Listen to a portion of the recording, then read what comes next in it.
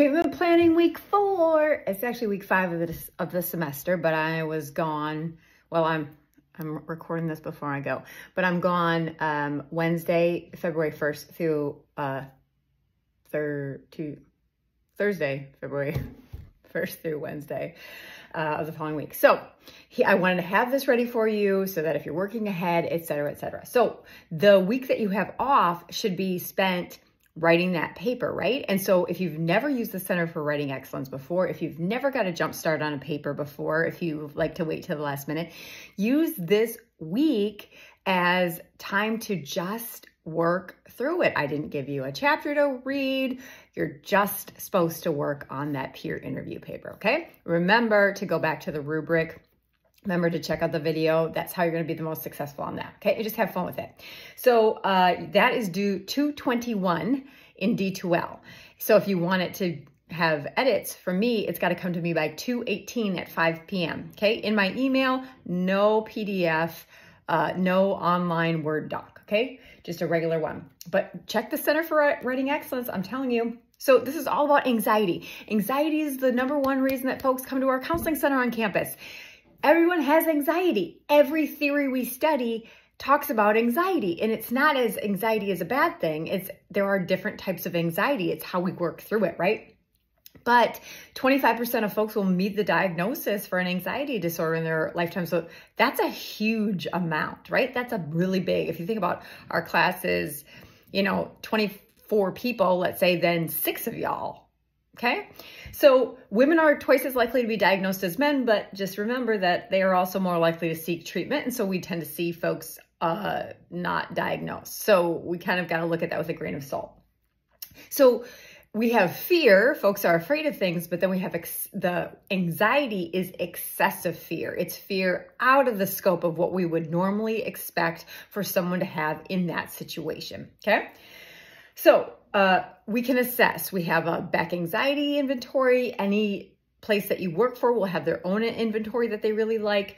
But you got to remember also, like, if people are coming in carrying a monster and doing a vape pen, those things all add to anxiety too. So we got to think about things like less sleep.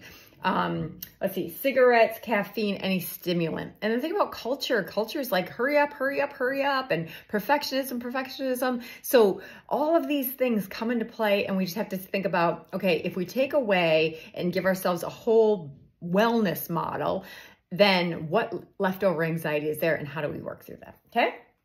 So it can be eustress versus de-stress. Eustress is the good stuff. It's like, oh my gosh, I'm so excited to do this because I'm nervous, because it's something good. Like you're going to get an award and you have to give a speech, right? So de-stress is where it's really weighing you down. There's different environments that will bring on anxiety, different people that will bring on anxiety for folks. So I do, on the 6th slide, I talk about the difference between fear and anxiety, because there's a difference. When we work with these folks, we have to be really patient. We have to recognize that the relapse will happen, that new situations that they're not used to encountering will occur, or they'll realize, oh, now I have a better handle on my anxiety. I realize that when I'm in the presence of this person, it gets ramped up again. How do I work through this? So we got to give them lots of stuff. But also remember informed consent. We don't want them to have anxiety about the fact that they friend requested us on social media and we didn't respond with a yes. So we tell them at the very get-go, if I see you out in public, how I cannot address you, right? I cannot tell people how I know you. And also I will not accept anyone who's a client on social media. So just know that. Then they know up front, they're aware, they don't have any of that concern. Panic attacks feel like someone is dying, but unfortunately, folks are treated like they're overreacting, okay? A panic attack, if you think you're dying, of course that is scary. So when you have someone, if you can't get them calmed down, always err on the side of caution and send them into urgent care or the ER, because we want to make sure. But they do feel like that. We can mimic those feelings, those sensations in our office. We can make them feel dizzy. We can make them feel sweaty. We can make them feel breathless. So we want to use a controlled environment to help them get that. Like, oh, hey, do a couple burpees, or hey, breathe really fast, or blow up a balloon. Now you feel breathless. How do we now get it back to where it needs to be. Okay, so we can practice those skills so that it's not when they're in the moment and they are like, oh, no, I can't do it. We practice it all the time.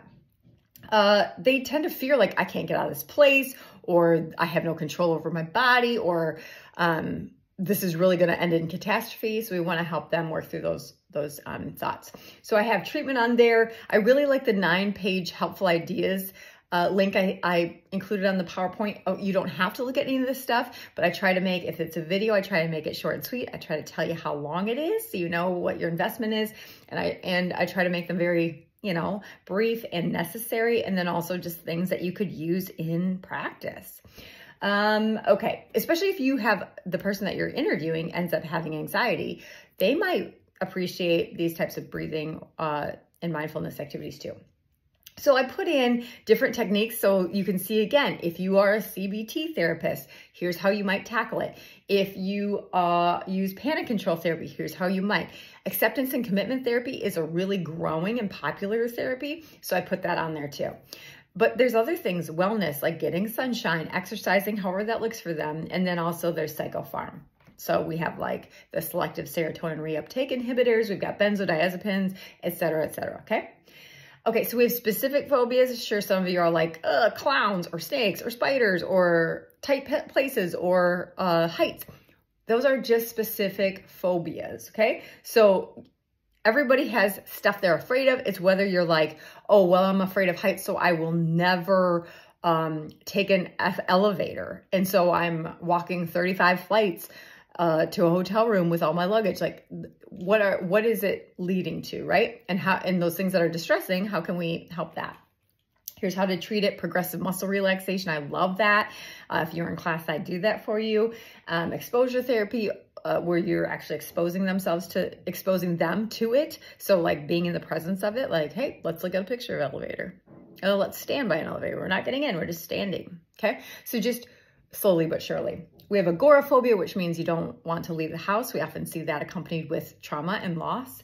You can watch stuff on TV and generally, like if you see like someone on a hoarding show, we generally can guess that they're agoraphobic also. Those tend to kind of be they can coincide. Social anxiety disorder is on there. Those folks, again, these are things that prohibit them from success in life. And so we want to help them.